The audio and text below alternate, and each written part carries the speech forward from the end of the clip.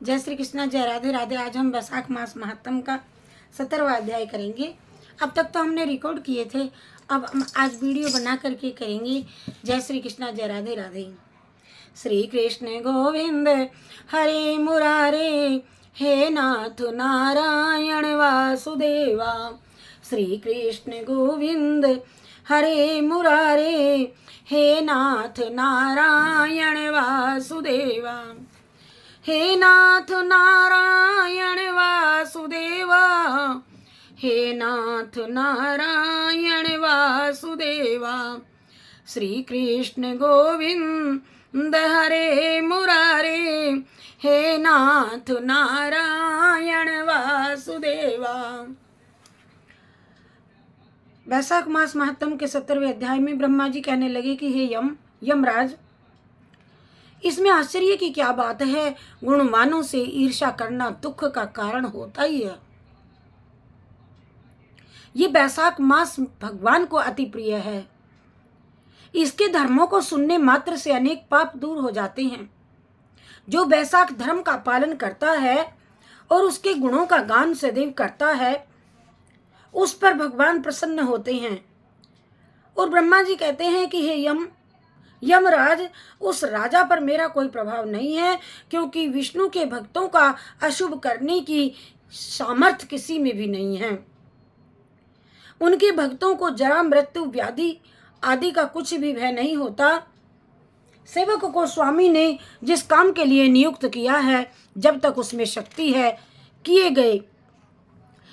जाए, और जब कार्य करने की शक्ति ना रहे तो स्वामी से निवेदन कर दे कि उसी समय वह उऋण हो जाता है। और उसे कोई दोष स्वामी का कार्य ना करने का नहीं लग जा सकता। अपना कर्तव्य कार्य करने में प्राणियों को कोई दोष नहीं लगता। हे यम, तुम इस कार्य के करने में असमर्थ हो तो तुम्हारा क्या दोष है। यमराज, तुम्हारा कोई दोष नहीं है। जब ब्रह्मा जी ने ऐसा कहा तो यम अत्यंत दुखी होकर के अश्रुपात करने लगा तथा अत्यंत दीन वाणी से बोला कि हे पितामह, आपकी सेवा से मुझको सब कुछ मिल गया, परंतु अब मुझे अपने काम पर जाने की तब तक इच्छा नहीं है कि जब तक भूमंडल पर यह राजा राज करता है। और जब तक यह राजा राज करेगा, तब तक इस राजा को इस कार्य में चलायमान नहीं कर देता, मुझको विश्राम नहीं प्राप्त हो सकता।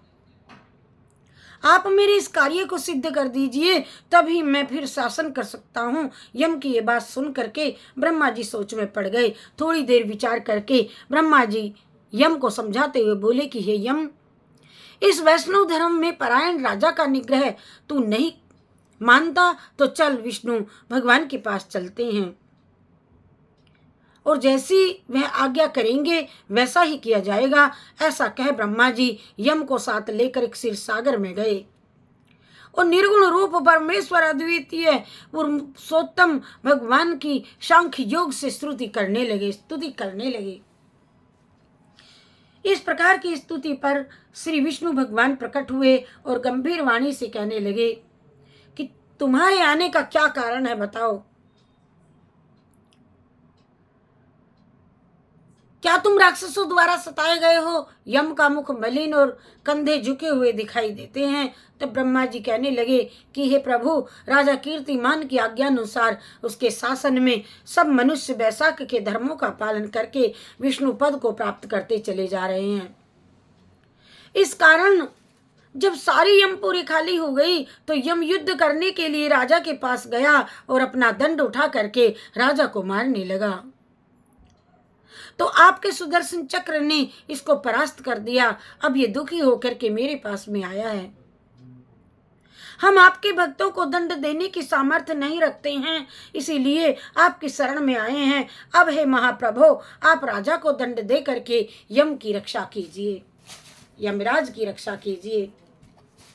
ब्रह्मा जी की ये वार्ता सुन करके भगवान कुछ हंस करके कहने लगे कि हे ब्रह्मा जी तथा यम, मैं लक्ष्मी जी